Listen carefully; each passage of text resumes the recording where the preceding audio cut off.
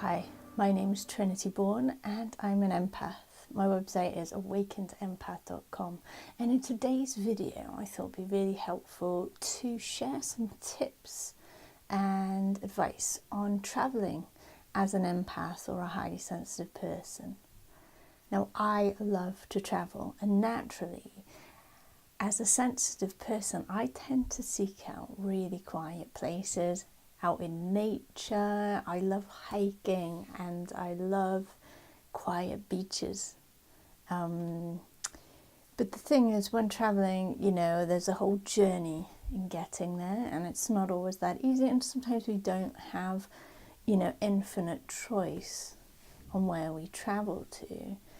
And I'm very aware that an empath or highly sensitive person can just go into complete hyper stimulation and energy overload when on the road. This happens to me on a regular basis, and I do travel a lot, so that I've actually learned some really effective things that I do that make a massive difference. It means that I really look forward and enjoy traveling, whereas at one point maybe in the past I might be filled with dread, panic and a lot of anxiety. So one of the first things, if we're going to be traveling by plane or train or bus, is to realize that that's going to be busy, and when other people are traveling, they're going to be thinking about plans, they're going to be anxious themselves, there's going to be all kinds of issues coming up. So as an empath, you're just going to feel all of that happening.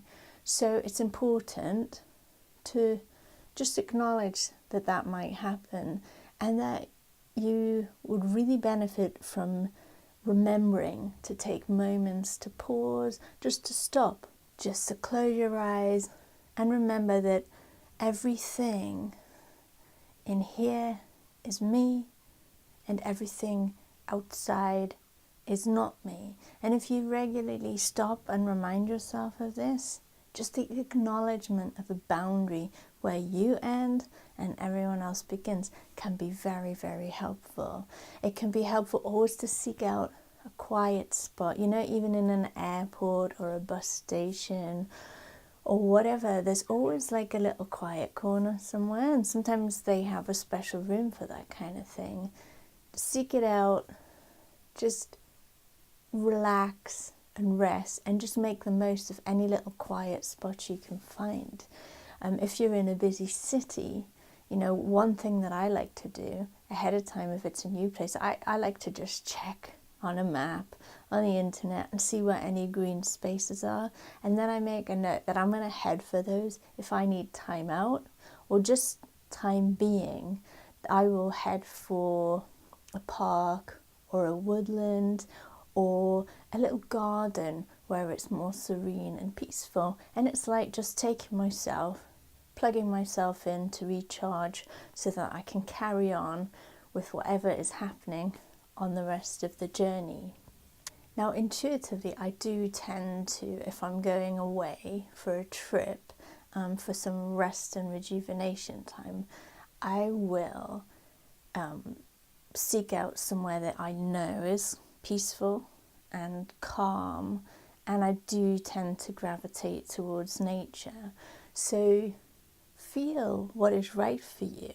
If you're an empath or a highly sensitive person, it might not be right for you to sign up to some kind of package deal in this really busy complex where there's so much hustling, bustling and rah, rah, rah. It might be better for you to book a quiet cottage in the countryside and just have a really chilled out, relaxed time. So just feel what suits you.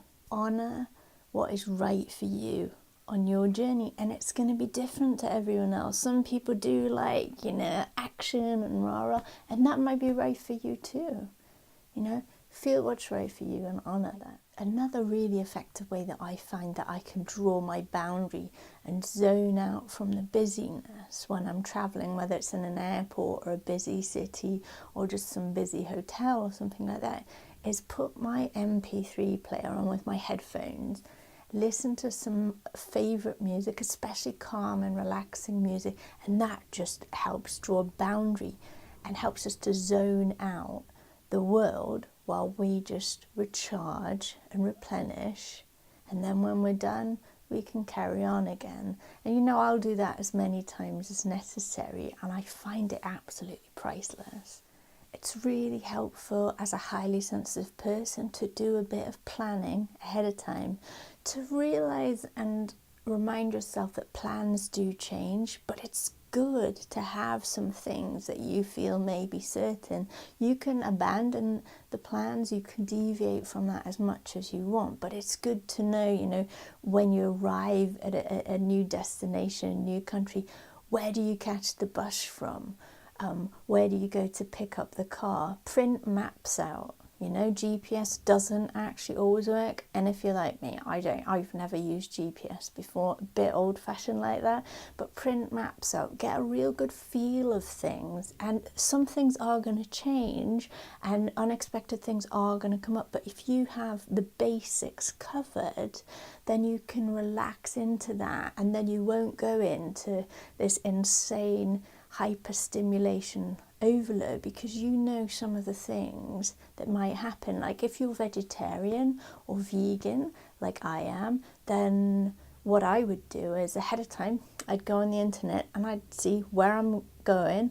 Are there any vegetarian restaurants that I feel a pull to? A lot of empaths and highly sensitive people are very sensitive to what they eat, so maybe bring a little stash of goodies for the journey so that you don't have to be concerned about buying food that's not right for you on the journey too, and so you've got a little bit of a supply just in case you can't quite find what works for you when you arrive. That's something I always do, and I found that it's been absolutely invaluable on many occasions. But checking and planning with the internet these days is so much easier than it used to be, and it takes a lot of unnecessary stress out of the travel for us sensitive people.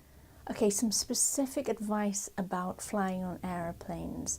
Get some earplugs ahead of time, because if you wear earplugs during flight, it can help just block out that constant draining hum of the airplane, and it allows you to have a more restful time for the duration of the trip. Also, those what are they called, those eye things that you can put over, can just help zone out from what's going on around you, so that it means that when you arrive at your destination you won't be so shattered and tired and drained. So I find that really helpful. Again, using your MP3 player to listen to some nice, calm and gentle music, and consider meditating on the aeroplane. That can be really helpful, replenishing and rejuvenating. The other thing is to remember to drink lots of water. Aeroplanes are particularly dehydrating places. A lot of people might not want to drink too much when they're traveling because they don't want to get up and down to the loo unnecessarily. But the thing is, if you dehydrate, it actually puts a lot of strain and stress on the body, which as a highly sensitive person or an empath, you really don't want to have to deal with that as well. So drink plenty, and plan ahead. Make sure you get an aisle seat if you're concerned about having to clamber over other people. It's easy. One of the things that I do when I travel, I always buy some spring water from the shop, and then I make sure that I drink regularly. And also wear comfortable clothes. It sounds obvious, but if you can improve your comfort in any way during your travel, then it's going to put much less strain on your system. So find any ways that you can make your travel more comfortable. Get those little cushions. Don't be afraid to pamper yourself, because it'll make it so much more beautiful, and it'll make your trip so much more memorable. Another important thing when traveling, if we meditate or do yoga and things like that in our normal everyday life, it can often go completely out the window when we travel. So remember, every day to at least meditate for 5 minutes or something like that. Just take time out. Feel yourself connecting with the earth. If you're in a warmer place, walk bare feet on the beach. Feel the cleansing energy of the ocean helping to rejuvenate you. Walk bare feet on the earth or on the grass. Feel your connection with Mother Earth. All of these things are going to help recharge and rejuvenate you and make your travel a much more pleasant and beautiful experience. I hope some of these tips have helped. I'm sure there are loads more. Please feel free to share in the comments if you have any other suggestions. Let's support each other. Thanks for tuning in.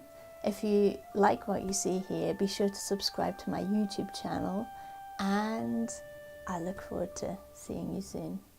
Bye for now.